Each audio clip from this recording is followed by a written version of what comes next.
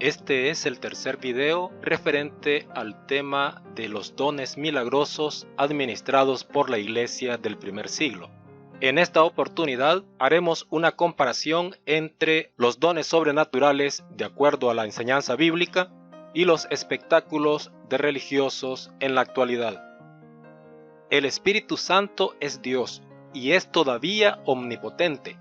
No pretendemos enseñar que cesaron los milagros. Afirmamos que Dios sigue actuando milagrosamente, pero Dios no enseña en la Biblia que su iglesia administre poderes milagrosos hoy. Si hoy existieran en la iglesia esos dones milagrosos, tendrían que ser iguales a los descritos en el Nuevo Testamento, sencillamente porque el poder de nuestro Señor no ha disminuido. A continuación, haremos contrastes entre la enseñanza bíblica y las experiencias extrañas respecto a la sanidad divina, los sueños y el hablar en lenguas.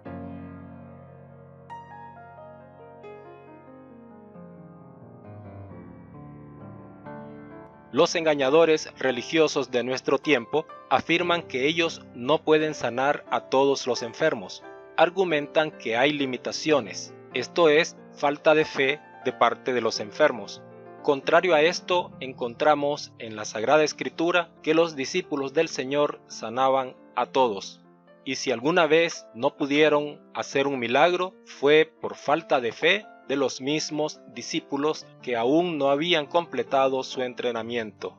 Hechos 5, 15 al 16.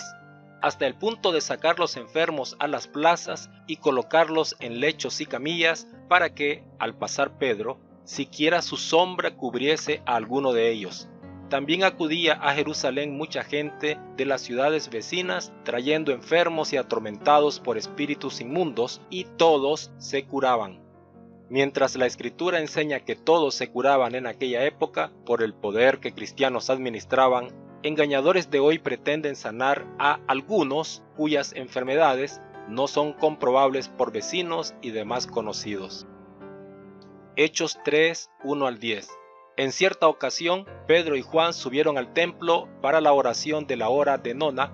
Había allí un hombre tullido desde su nacimiento, al que llevaban y ponían todos los días junto a la puerta del templo llamada Hermosa, para que pidiera limosna a los que entraban. El tullido, al ver a Pedro y a Juan que iban a entrar en el templo, les pidió una limosna.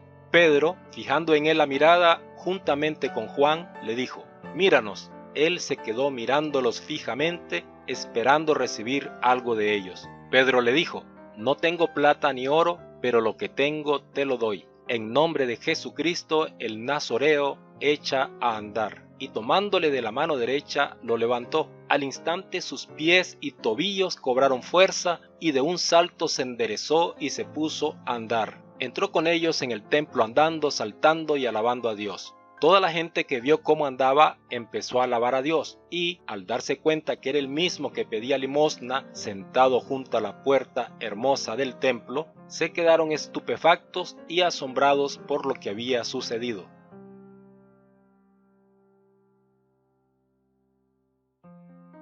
¿Usted imagina lo que puede ocurrir al aceptar las historias de las personas que afirman recibir la voluntad divina a través de sueños y no a través de la Biblia? Los soñadores sabatistas le van a decir que recibieron una revelación que es muy diferente a lo que enseñan los mormones. Los soñadores católicos romanos argumentarán completamente lo contrario a lo que enseñan los testigos de Jehová. Una señora adventista afirma que ella es la elegida para dar a conocer la voluntad divina porque así se lo reveló el Señor. El señor José Smith le diría que el ángel Moroni, en una revelación, le dio a conocer la voluntad de Dios. ¿Cuándo terminaría la confusión? ¿Debo aceptar los sueños de cualquiera? La revelación divina por medio de sueños no es parte de los dones espirituales que aparecen en 1 Corintios 12, 7 al 11. Tampoco fue mencionada en la promesa del Señor Jesús en Marcos 16, 17 al 18. En el Nuevo Testamento no se habla de revelaciones por medio de sueños como si fuera uno de los dones en la iglesia. ¿Quién de los cristianos recibió por medio de sueños revelación divina? No encontramos siquiera un caso bíblico. ¿Qué información reciben engañadores de nuestro tiempo? ¿Algo para añadir a la Biblia? Más bien encuentro una advertencia para ellos. Apocalipsis 22, 18 al 19. Lanzo una advertencia a todo el que escuche las palabras proféticas de este libro. Si alguno añade algo sobre esto, Dios le enviará las plagas que se describen en este libro. Y si alguno quita a las palabras de este libro profético, Dios le quitará su parte en el árbol de la vida y en la ciudad santa que se describen en este libro.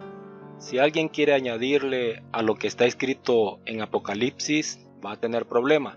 Si alguien le añade a lo que Dios dijo y lo establece como que viene de parte de Él, va a tener problemas. El Señor Jesús anunció la venida del Espíritu Santo para recordar lo que Él había dicho y para enseñar cosas nuevas, antes que se completara el Nuevo Testamento. Juan 16, 12 al 13. Mucho tengo todavía que deciros, pero ahora no podéis con ello. Cuando venga Él, el Espíritu de la verdad, os guiará hasta la verdad completa, pues no hablará por su cuenta, sino que hablará lo que oiga y os explicará lo que ha de venir. Cristo Jesús no anunció revelaciones por medio de sueños.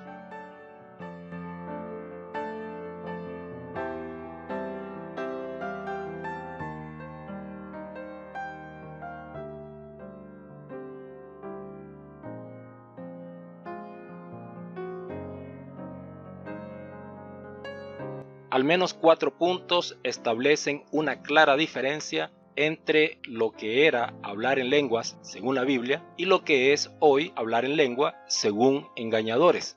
Hoy argumentan que hablar en lenguas es solamente hablar frases que nadie entiende. Según la Biblia, el don de lenguas incluía hablar idiomas extranjeros. Hoy se dice que es un don que no se puede controlar, que el espíritu posesiona a la persona y comienza involuntariamente a decir esas frases que nadie entiende. Según la Biblia, se puede y se debe controlar. Hoy argumentan que no es señal para el incrédulo, mientras la Biblia establece que el don de hablar en lenguas y otros más eran señales para los incrédulos. Hoy dicen que no se necesita intérprete, la Biblia enseña que tiene que haber intérprete. Hechos 2, 6 al 11, la gente se congregó y se llenó de estupor porque cada uno les oía hablar en su propia lengua. ¿Cómo cada uno de nosotros les oímos en nuestra propia lengua nativa? Aquí estamos partos, medos y elamitas. Hay habitantes de Mesopotamia, Judea, Capadocia, el Ponto, Asia, Frigia, Panfilia, Egipto y la parte de Libia fronteriza con Cirene. También están los romanos residentes aquí, tanto judíos como prosélitos, cretenses y árabes. ¿Cómo es posible que les oigamos proclamar en nuestras lenguas las maravillas de Dios? ¿Qué sentido tiene hablar algo que nadie en la asamblea va a entender? Primera de Corintios 14, 27. Si se habla en lenguas, que hablen 2 o a lo más 3 y por turno, y que haya un intérprete. Primera de Corintios 14, 22. Así pues, las lenguas sirven de signo a los no creyentes, no a los creyentes. Primera de Corintios 14, 27. Si se habla en lenguas, que hablen 2 o a lo más 3 y por turno, y que haya un intérprete. Gracias a Dios porque tenemos la Santa Biblia, única guía válida para conocer la voluntad de nuestro Creador.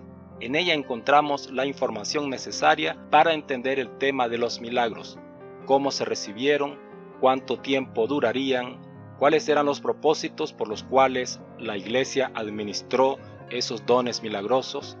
Con el tema de los milagros y con cualquier otro tema, usted solamente necesita comparar lo que enseñan las distintas religiones versus lo que encontramos en la Biblia.